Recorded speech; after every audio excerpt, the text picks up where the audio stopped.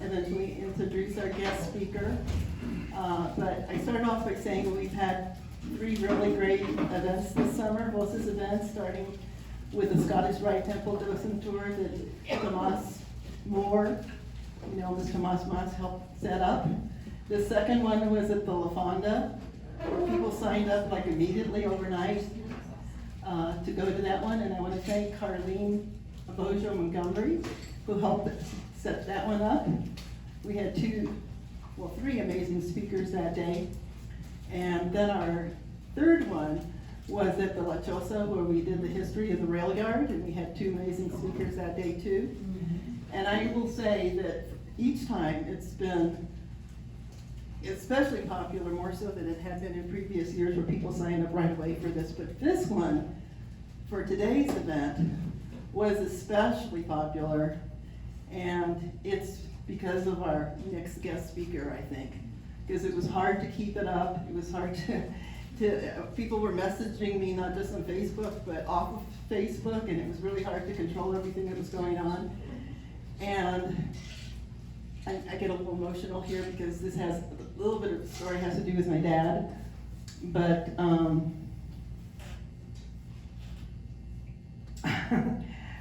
like I said before, I live in the Bay Area most of the time, and while my mom and dad were still alive, my dad used to cut out Ricardo's comics for me so that every time I would come home, he would have a collection of the comics.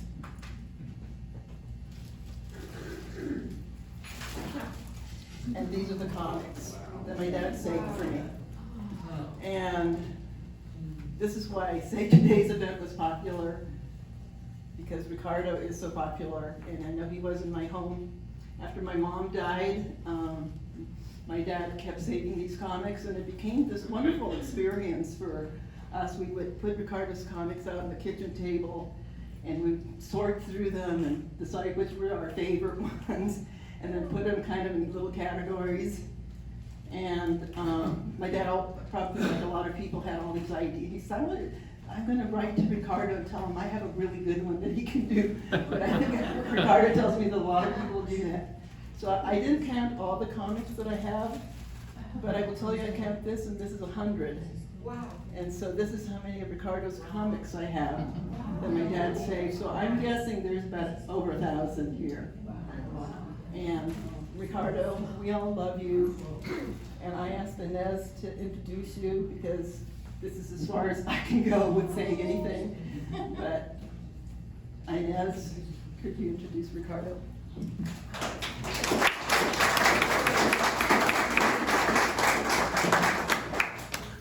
I think that perfectly illustrates the connection that Ricardo has had with the readers of the Santa Fe New Mexican since the very first day he appeared in October back in 2006. My name's Inez Russell Gomez, and I am the opinion editor of the New Mexican. But back then, I think I was a lowly freelancer. I don't even think I was working. I was home with my son. And my friend Bernadette Garcia, whose cousin Mark is at the loud table,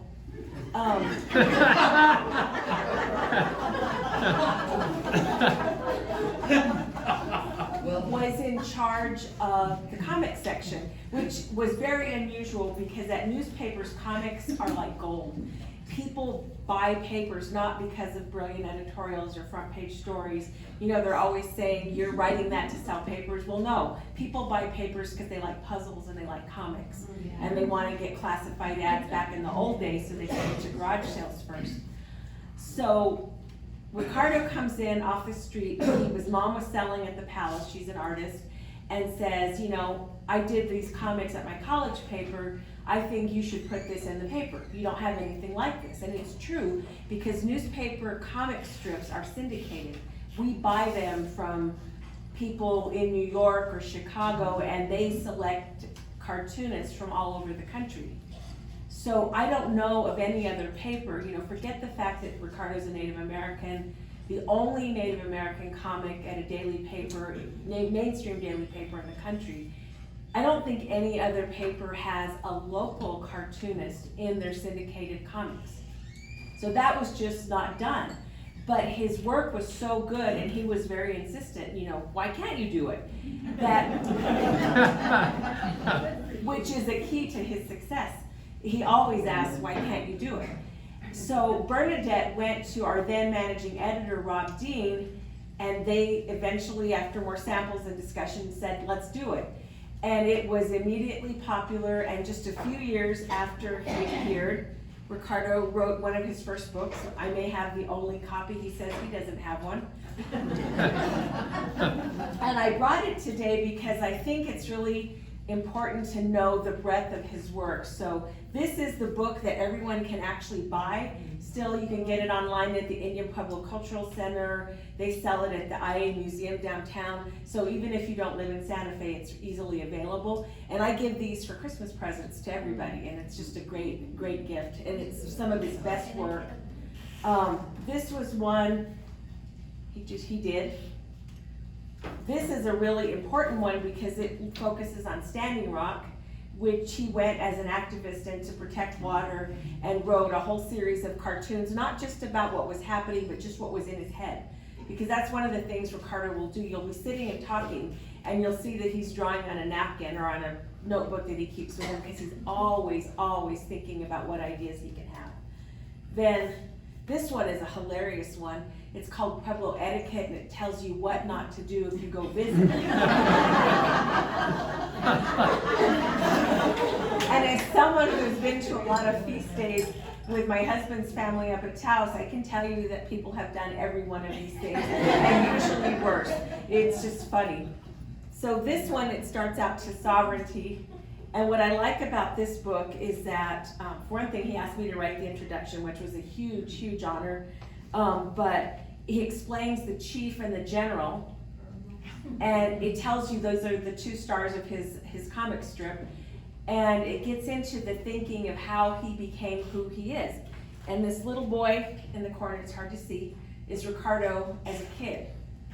And he was funny his whole life, according to him anyway. His brother might say something different. And he grew up, he went away to college. He's a graduate of Fort Lewis. He has been a teacher, he is a Marine. He is a very kind friend. When my son was not happy at art school, but trying to graduate high school early at the School for the Arts, which is a wonderful public school here in Santa Fe, I said, Ricardo, you need an intern. And he's like, no, I don't need an intern. I said, please, you need an intern. And he said, what? And I said, if Joaquin's your intern, he won't have to draw the pictures of churches, because for classical drawing and painting, you recreate the masters. And he just was like, I don't want to do that. And Ricardo said, okay, I need an intern. And that's what he did his junior year to graduate early and get ahead of himself, was to work for Ricardo. And he learned so much from him, because one of the things that Ricardo does is he works very, very hard. And he does this, I mean, he's written all these books. His comic strip runs 6 days a week in the New Mexican. We are hoping, if he ever finishes the panels, to get ahead. We will soon have a Sunday comic strip from New Mexico, from Ricardo. So we're really looking forward to that. He's generous with his time. Not only did he go to Standing Rock, if there's a school that needs a speaker, he's there. If there's someone in the Kiva Club who's broke, he'll take the train and go take the money, even when he's kind of broke himself. He's just a really good person. He's very funny, he's very thoughtful, and I'm really proud that he works for the New Mexican, because he is our #1 most popular comic strip by a ton. And he's also a very good family friend to myself, to David, and to my son Joaquin. And we are so happy to know him. And with that, I will be quiet and let him talk. And one more plug, the New Mexican started a podcast and told me I had to host it. Tuesday, Ricardo is the featured guest. So you can hear more about how he draws, where he gets his ideas, and basically why he's so funny all the time. If you listen to that, it's on our website. Thank you so much. Ricardo. Do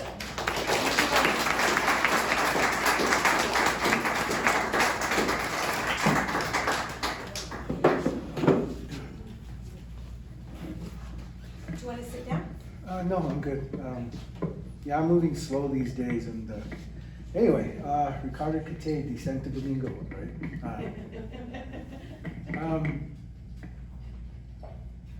And maybe you guys can sing along to this song, since you sang along with John, maybe you know this one. We are here, yeah. Come on, guys, you sang with John.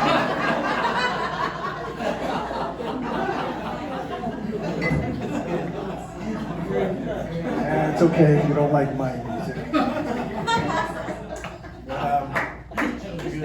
Yeah, I'm always messing with people. I had I usually hang out at Cowgirl, and this Texan.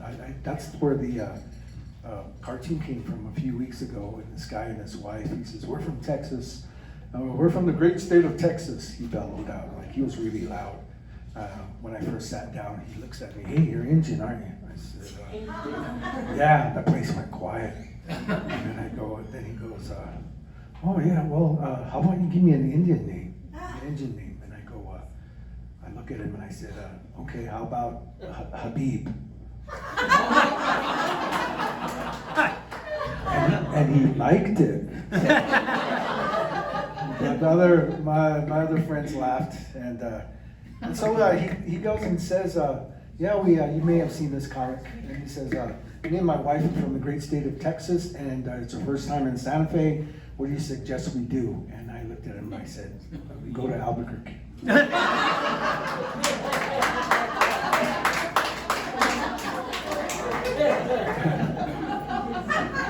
And then they were joined by a couple of friends, and they started telling these cowboy jokes and stuff, right? And so they must have told like maybe 4 or 5 of them. And then the guy, he turns to me, he goes, "Hey, do you know any Indian jokes?" And I said,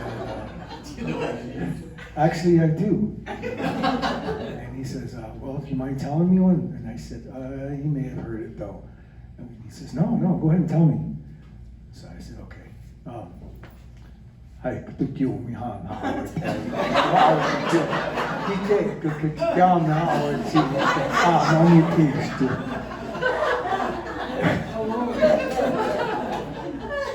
He just stares at me. I'm like, "Okay, yeah, I guess you have heard it before." Yeah, I'm always messing with people, and yeah, especially I get a lot of my ideas just sitting in Cowgirl. I mean, I was going to introduce myself. I'm 6'2", 215 pounds.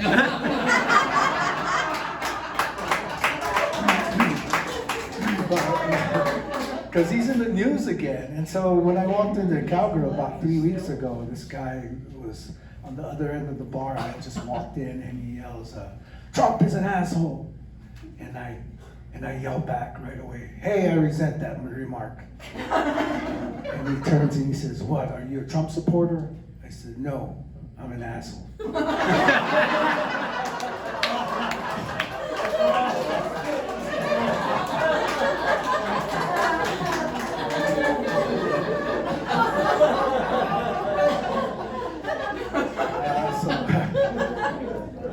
So I'm sorry I'm moving around a little slow, and even though since those 2 people left, I'm probably the youngest person in the room now, which is why I like hanging out with you guys.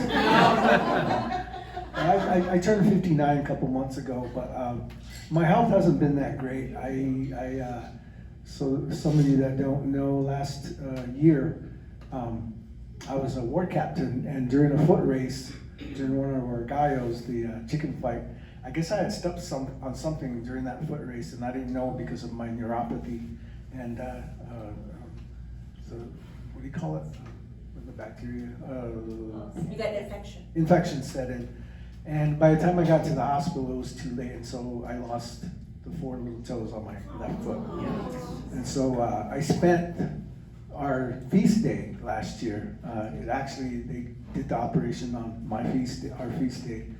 And so yeah, and I've been trying to deal with that. And then this past June, early June, I came down with pneumonia, and so I was in there, And while I was in there, I suffered a heart attack. And so they went in and checked, and they found some blockage, and they transferred me down to Loveless. And so my kids were there, and I said, they're going to transfer me sometime today. Why don't you guys go home, and I'll let you know when they transfer me so you can get me down there. And so they went home.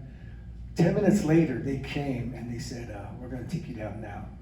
And I was like, oh, okay. So they were like, oh, just getting me ready, strapping me down, putting me in the gurney, and they were like rushing because they had me to get me down there.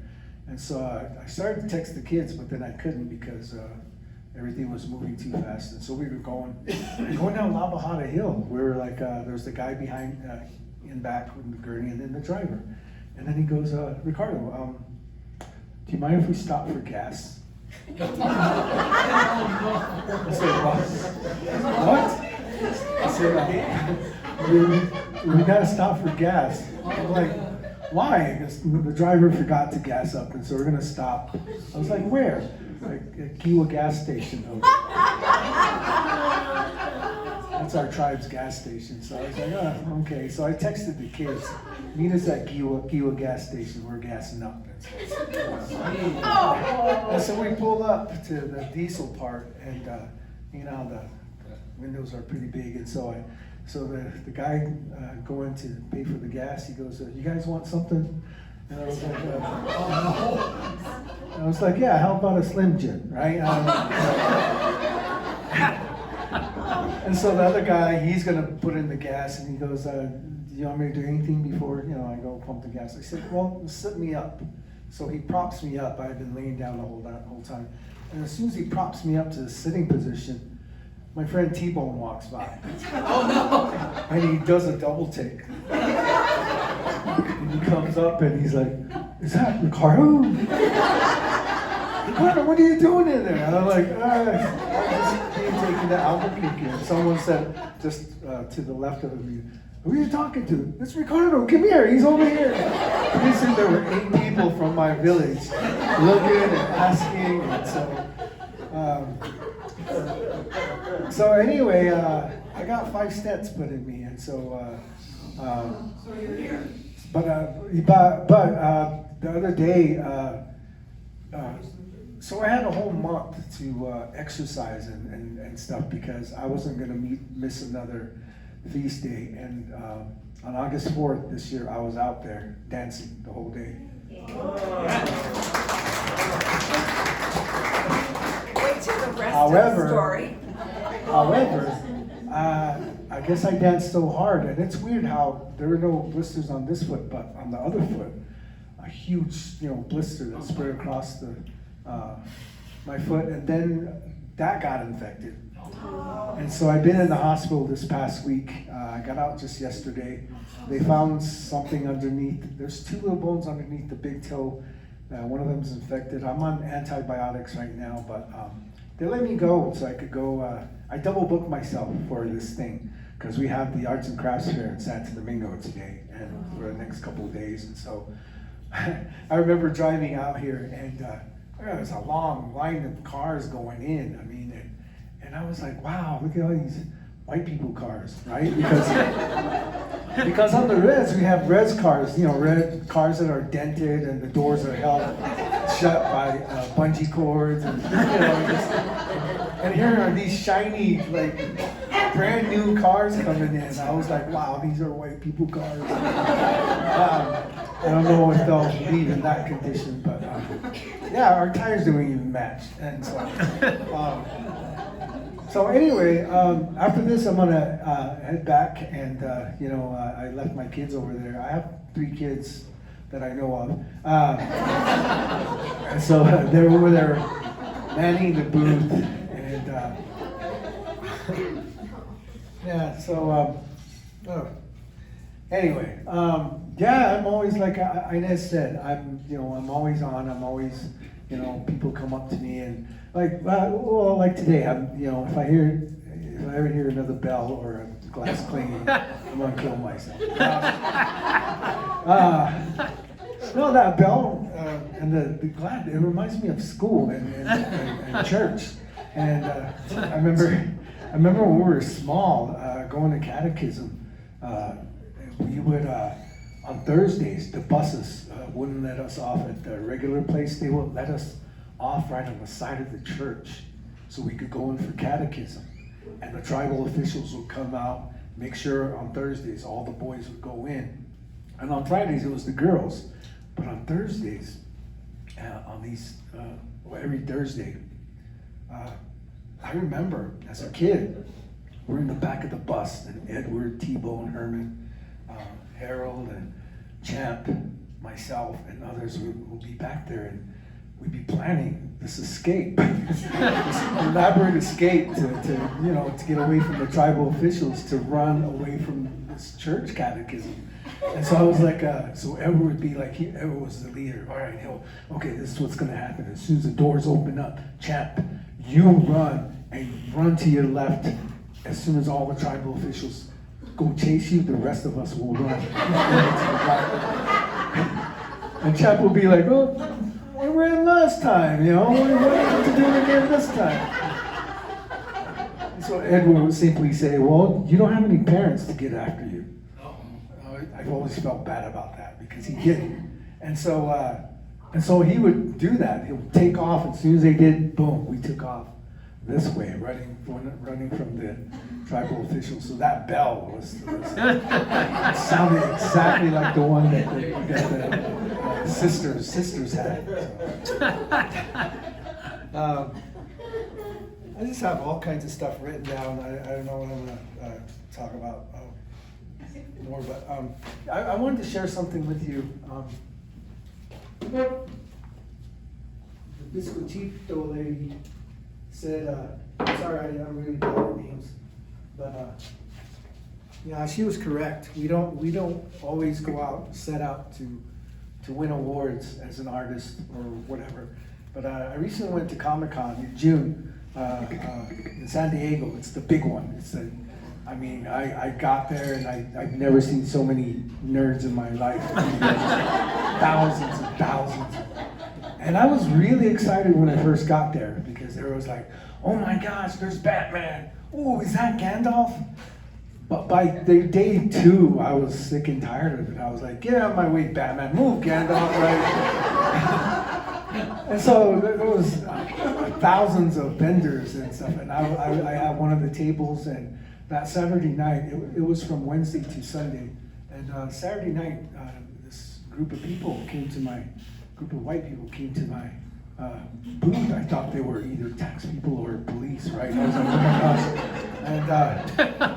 And no, but they came and they gave me this award. It's the Ink Pop Award.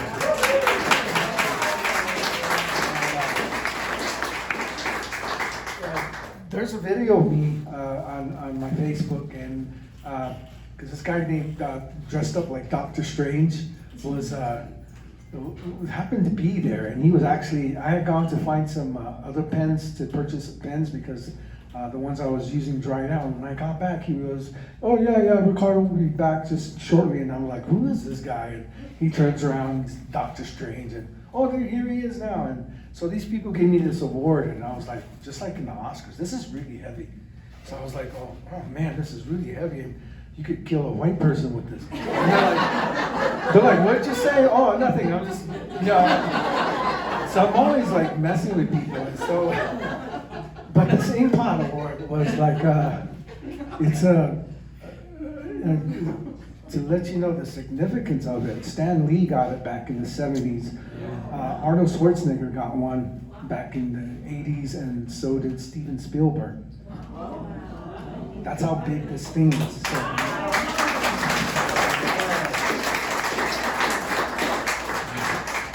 So I came home and I was telling the kids, and because they knew the significance of it, and they were really happy, and so we talked about it all night. And so that night, I had a dream, and I told my kids, I had the weirdest dream last night. They were like, what is it? Well, I told you Arnold Schwarzenegger got this award. They go, yeah. And I said, well, last night I dreamt that he called me on the phone. And I said, yeah, it's one of those old-fashioned, rotary phones. So it rings, and I pick it up, and I go, hello? And he's like, hello, is this Ricardo? Yeah. Ricardo Cate. Yeah. The cartoonist. Yeah, who is this? This is Arnold Schwarzenegger. And I wanted to call you to congratulate you on getting this award, the 8-Pot Award. I was like, well, thank you very much, Arnold. And he was like, I also wanted to tell you that you're such a loser. What? You're such a loser because I got this award 39 years ago and you just now got it. And he hangs up, and that was my dream. It was just really weird. Yeah, so after I got the award, I was like sitting there, and I'm looking at the award, and I sit down, and the weird thing about Comic-Con was like the place. It was the convention center is huge, and they put us out in the corner, this place called Artist Alley, and I'm kind of in the corner, and there's thousands of people, and they're all on this side, and they're walking by. All the sections are lettered A, B, C, D, all the way to G. And so they put me in the G spot. And so I was like, it was very hard for people to find. So,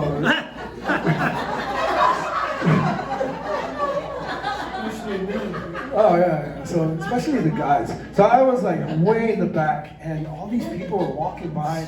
Nobody like really realized who I was or who I am, which was great for me because I got to sit there and paint, but only my true fans were coming up to me, and because they were looking for me, and it was pretty cool. It turns out I have a lot of fans in San Diego as well. So anyway, I go to sit down, I'm looking at the award, I sit down and there's Dr. Strange slumped over like this, just looking at me. I mean, he's really, the beard, everything, Dr. Strange, he's got the medallion, everything. He's just staring at me like this. And I said, you have somewhere to be, right? He's like, no. And he looks around and he reaches behind his cape and he pulls out 2 beers. Oh, he says, shh, yeah, we're gonna celebrate properly your little award. So I'm like, just don't put it, just don't let him see you. And so there was enough people that weren't even coming back there that we were sitting there enjoying the beer. He goes, were you done? I go, yeah. And so he sets those aside, takes out 2 more. I'm like, where's he getting these from? So he opens it up, and so we're sitting there, and I have pictures of it I can show you later. But and so we were just sitting there having beers, and then I was like, wow, this is pretty cool. And so he goes, are you done? And I'm like, you can't have 2 more beers back there, right? I go, yeah. And he looks around, and the medallion he's wearing, it wasn't a medallion. It was a little canteen. He opens it up and he takes it off. Here, have a shot of vodka. I'm like, so, yeah, I promise not to tell that story, but I tell that story every chance I get. So yeah, that was Dr. Strange, and so people like came up to me over there, just like at the arts and crafts thing here too, and over here I just told Inez for the 10th time today someone called me Richard. Hey Richard, right? I'm like, I'm not Richard, right? If I was in England I'd be Richard, but I'm in New Mexico, so I'm Ricardo.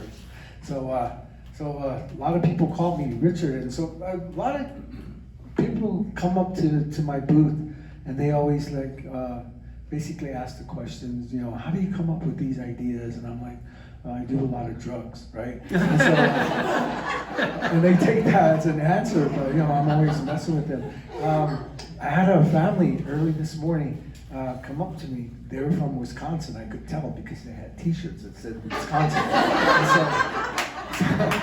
So they're like sitting there, and I'm sitting there painting because I wanted to bring some paintings here.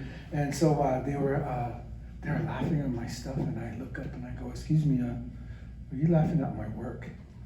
And they're still smiling, looking at me, and they see I'm serious, and they go, "Excuse me, you know, I work really hard to make these paintings, and you just laugh at my work." And they go, "Oh, we're so sorry." And I said, "It's okay. I'm just messing with you. You can laugh." And so a couple when I was still with Indian Market with Smaya, these people come up to me. This couple. First, the lady comes up, and she's like in her late 90s, and she's moving really slow with her walker. And my older brother Fred, had come up he goes, "I want to see what this big deal is with you. These people are saying you're famous and all this, and I just want to see what the big deal is." I said, "Okay." And so he came to sit next to me, and he's sipping on his coffee, right? And this old lady comes up, and she's moving slow, and she comes up and she goes, "I read your cartoon every morning. The first thing I do is I get up and I grab the paper and I go inside and I read it. So thank you, Ricardo." And she moves on. And then her husband, same thing. He's in a walker too. He's like late 90s. And he comes up and he leans in and he goes, "You please my wife every morning." And my brother spits out his coffee.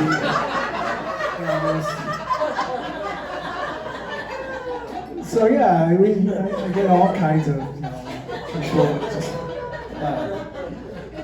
But my mom loves it. My mom, she, like Inez says, she sells at the Portal, and when people see her last name, they go, "Do you know Ricardo?" And she's like, "Yes, he's my son," right?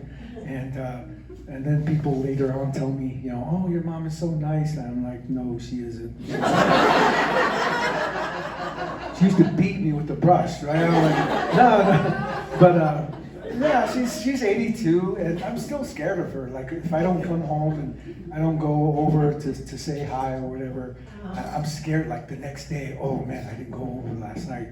And I'm 59, and she's 82, and she's frail, and I can take her, right? But she's like, for some reason, I'm still scared of her. And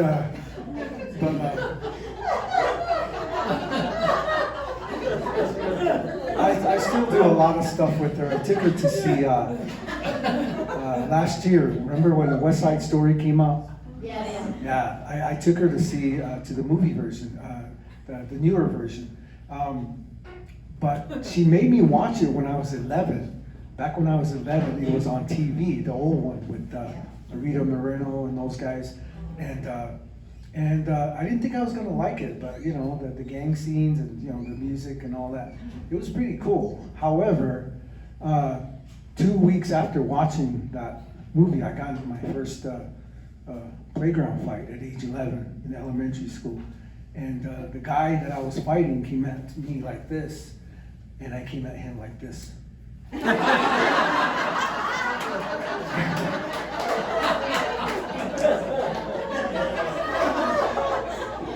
And I got the crap knocked out of me.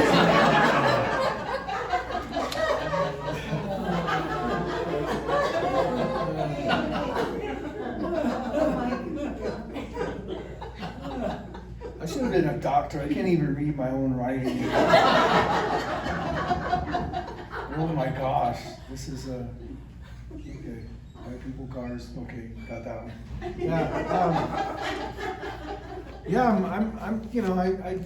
I'm actually, was thinking, and my mom's always like, trying to hook me up with someone, and I'm like, she's like, well, I'm actually thinking about getting married, because I'm sick and tired of being happy all the time.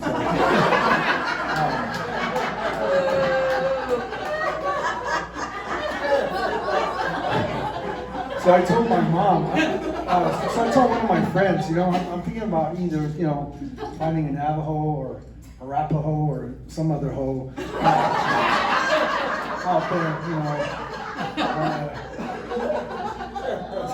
and my mom, she's like, stop bringing over these white girls, marry someone nice, and I was like, but I like white girls. I want to, wind up with someone pretty, No.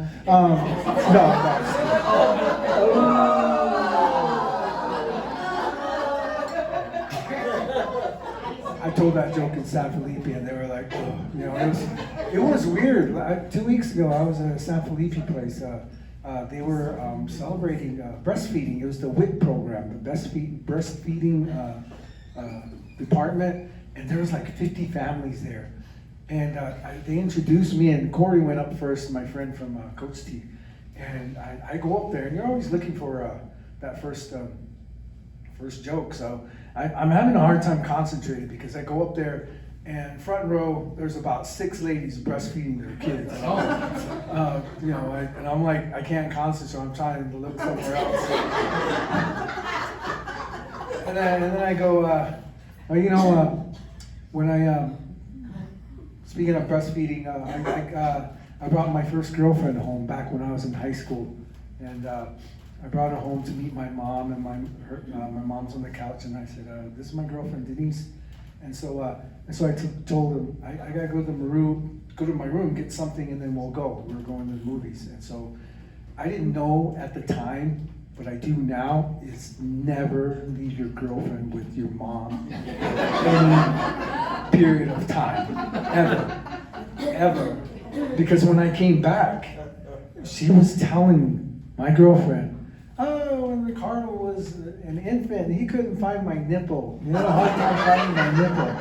And my girlfriend was like, "Right?"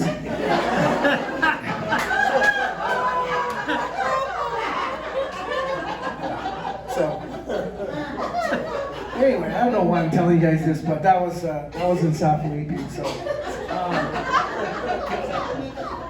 I'm scheduled to do a bunch of other things, but I'm gonna return back to the hospital this Wednesday or Thursday and get that procedure done, because then I have 2 weeks, you know, to mend from that, and I have a gig on September 23rd and then October 14th.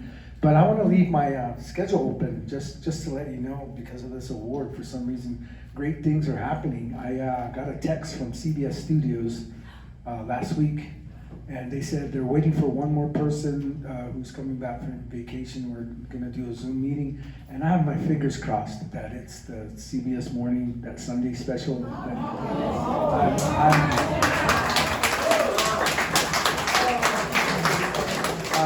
I'm really hoping for that, and so like I said, you know, I have 3 kids, and they haven't eaten since Tuesday. So if you buy one of my paintings, no, I'm not just kidding. Yeah, I just brought some paintings up for you guys to purchase, and I have stickers that we're also selling. Stickers seem to be the big thing now, because I got to Comic-Con, and man, I sold every one, so I ordered another batch, and they seem to be the in thing.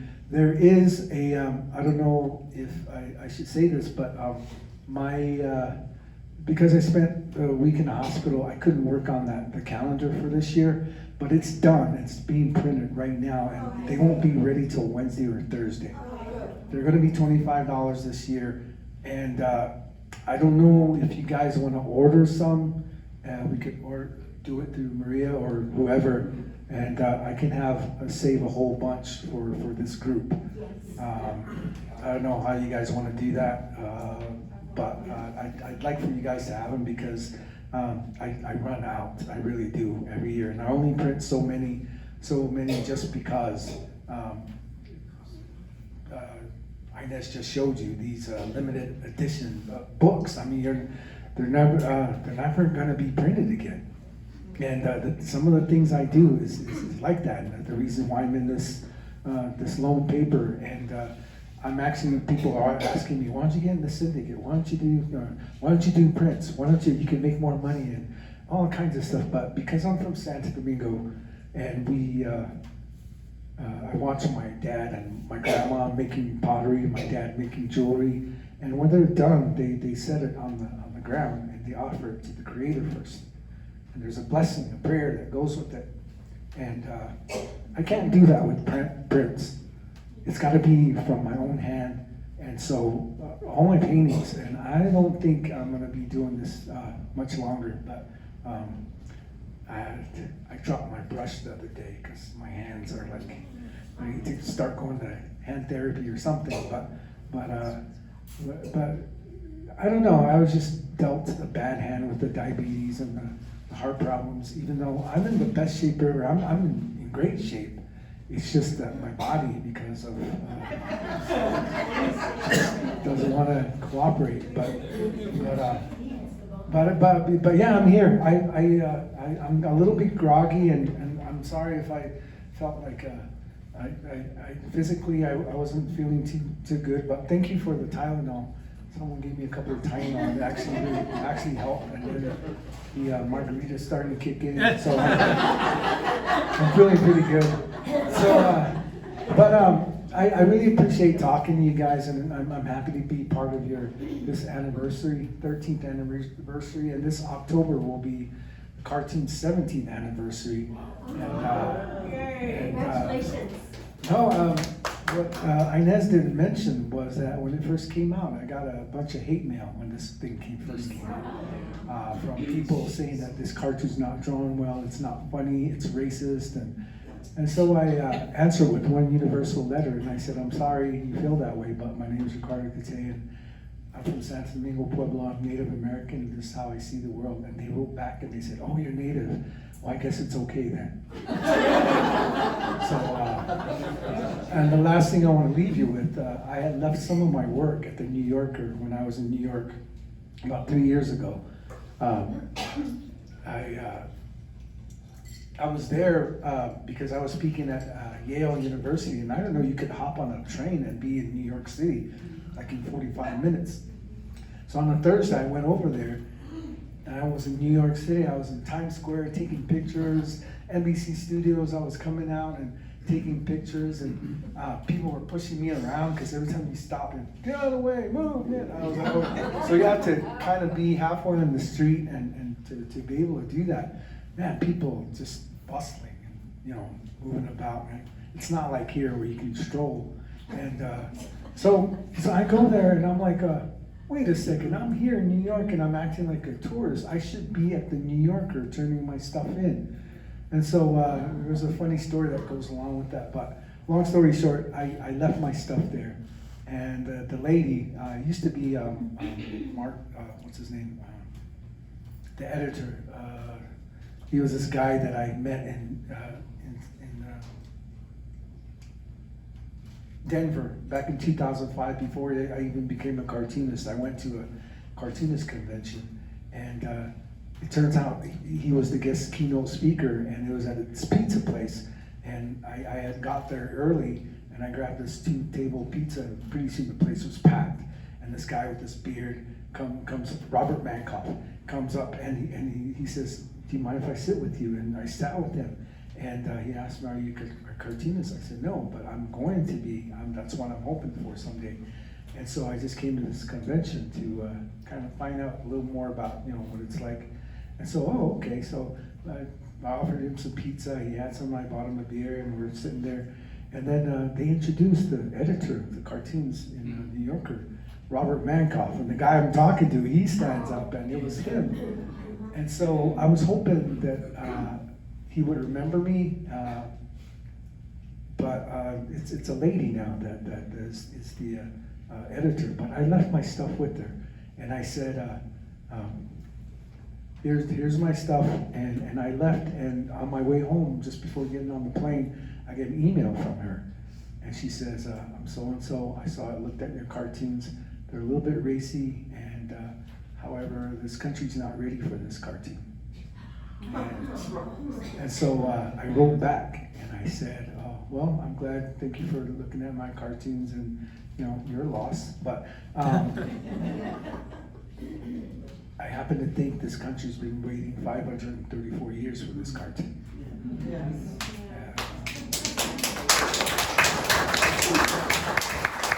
So with that, like I said, you don't set out to win awards or anything, but a couple years ago I got the Governor's Award for New Mexico, and then I can't think of another one except the Pulitzer Prize, and so might as well, try for that, and just see where this journey takes me. And thank you for being with me in this journey, Maria. And Harry, Inez, all you guys, Patricio, we were there since the beginning. And we got an award that time, the three of us. And what was that award? Well, are you talking about what you were named San Diego Living Treasure? It was several years ago, but the three of us did get an award, and it was a wonderful event. And that's the first time I met Ricardo. And I was a member of the Santa Fe Living Treasures Committee. oh, okay. Yeah. Yeah, well, it was a while back, but you know, thank you for being with me on this journey, and you know, it's still going, and like it's weird how and Inez talked about my two main characters, the General and the Chief, especially the Chief. I've really grown fond of, and the Chief speaks through me, or I speak through the Chief, and it's weird, but sometimes I wake up in the morning, and I go, oh my gosh, I wonder what the Chief's gonna say. Thank you very much, Ricardo Cate.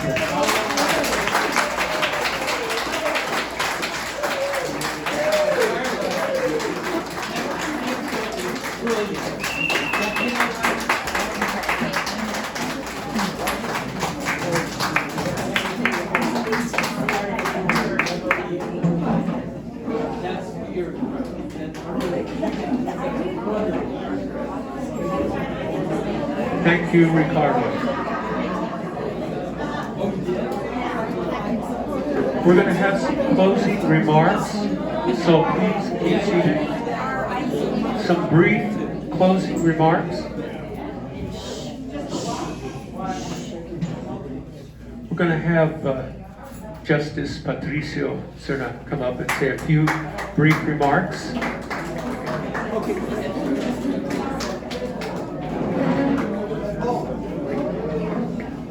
May I have your attention, please, just for one moment?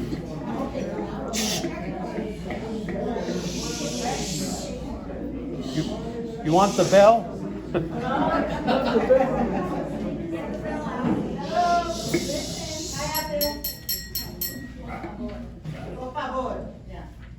It is with a heavy heart that I ask for a moment of silence for our late Governor Bill Richardson, whom we lost last night in his sleep. And of course, that's how we all want to go. And Bill did great things for New Mexico, for the nation, and actually the world. And so we're here to honor him with a moment of silence. Please bow your heads.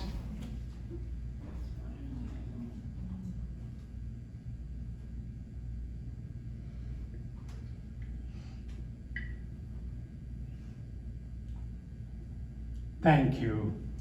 Thank you. Farewell, Bill Richardson. We love you and we'll miss you.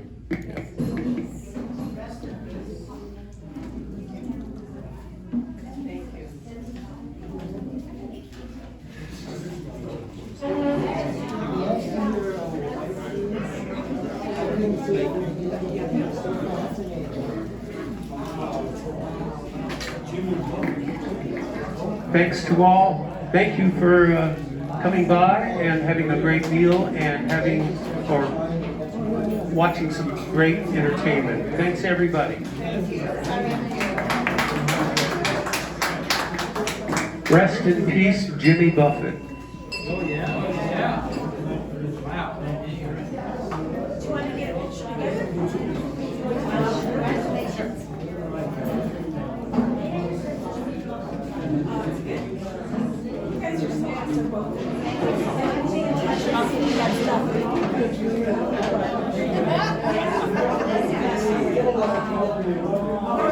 Thank you for everything.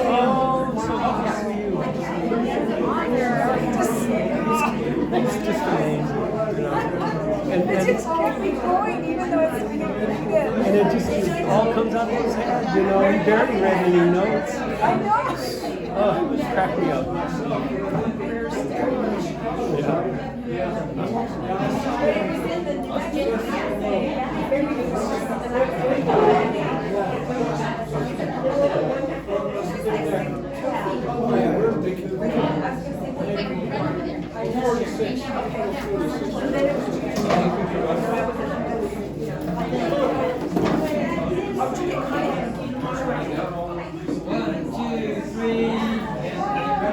This one I mean, I was only joking because it was very good.